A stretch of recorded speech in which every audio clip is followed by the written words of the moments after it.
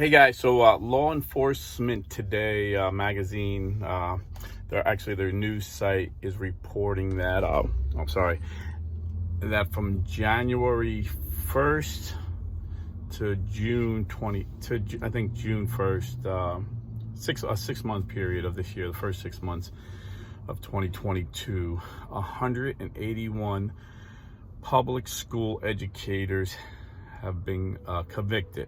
Not accused, convicted, arrested. 181 different educators, ranging from child pornography to child rape. And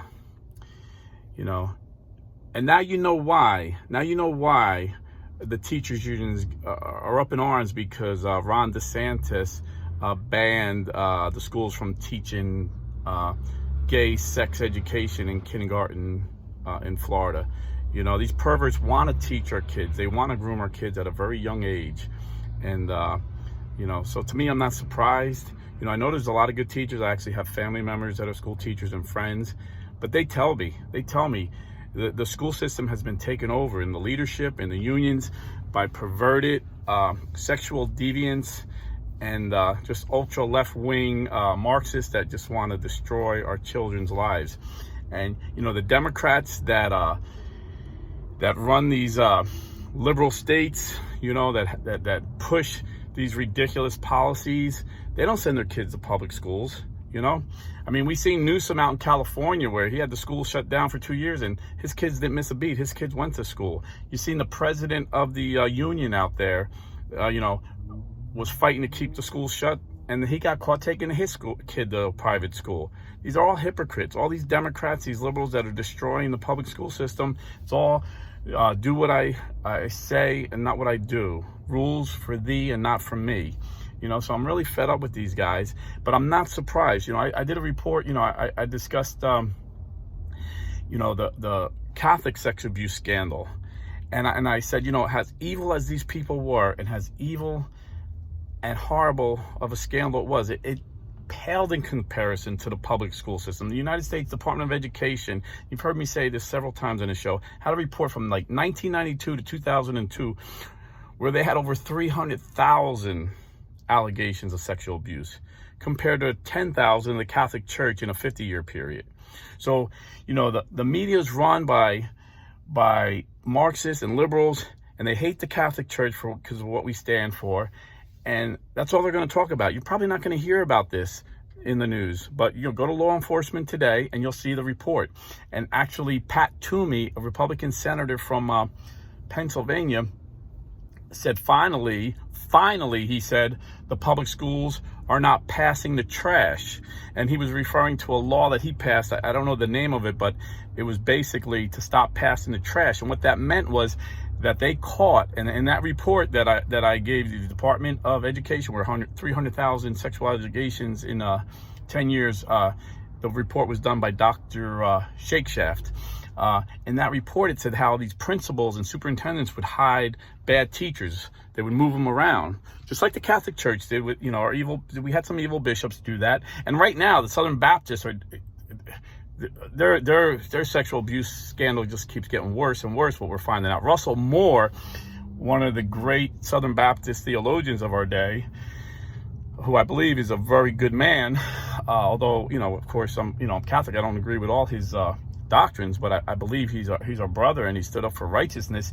He was a Southern Baptist his whole life, president of one of their best universities, very involved in the Southern Baptist Convention, and he resigned. He's no longer a Southern Baptist, he said, because years ago he knew there was a sexual abuse scandal, and I reported on this a couple of years ago, and he asked the Southern Baptist Convention if they can come up a list with these pastors so we can keep them away from these kids, to keep the churches safe. And they said it would be impossible to make that list. Well, Russell Moore came out this year and said he found out they lied to him. They actually had a list, but they used the list to hide people, like the public schools were doing and like the bishops were doing. But thank God, God cleaned the house in the Catholic Church. There's no excuse for what those bishops and priests did, but God cleaned house. And all these sexual abuse scandals you hear about are from the past. They're not happening now. According to the FBI, the Catholic Church is the safest place for a child to be today in 2022. But public schools is the most dangerous. Public schools is the most dangerous. So I mean, if you have the ability to homeschool or send your kid to a good Catholic school, please do it. My kids are grown. My grandkids are being homeschooled and sent to private Christian schools at this point, you know. So anyway, you know, that's the bad news. You know, I just want to end on a positive note. Say I love you guys so much. You guys are always looking out for me. I got an email today from a brother, Mike B, telling me I should get on Facebook. And I always get stuff like that. Why don't you go on Facebook? Why don't you Instagram? I even have some of you guys tell me they'll facilitate for me. They'll help me out. And, you know, people want to know why I don't do it. I don't do it because, you know, they say it's good. I can promote myself. I can promote the channel. But honestly, all I want to promote is Jesus and the church that Jesus Christ established. Because Jesus is the head and we are the body. And he established the Catholic Apostolic Church, and that's what I want to promote. And I know I can promote that on Facebook and Instagram, but be honest, I really don't have the time. You know, I knew about this report I did today because I read tons of articles, left, right, center, extreme left, so you don't have to read their garbage. And I filter through it to, you know, to share what I think is important for us to know as Christians. And you know, and I work a lot, you know, but you know, some people are called to be all over Facebook and Instagram, and that's good. They're spreading the gospel that way. I choose to spread it this way. God chooses to allow me to spread it this way. You know, Jesus was a carpenter. He was a blue collar guy. St. Paul, although he was a scholar, he chose to work with his hands and make tents and provide for himself. And you see, if you watch St. Paul's life, he wasn't just making tents to provide for himself. He was helping out the churches, you know, with his money. And he was witnessing and evangelizing. You see, when he was thrown into jail, he was witnessing to the people. You see, when he's in the square, you know, talking philosophy to the Greeks, everywhere he went, he was evangelizing. So as a tent maker, God used that. So whatever you're doing, if you're blue collar, white collar, a scholar or not, use it for the glory of God.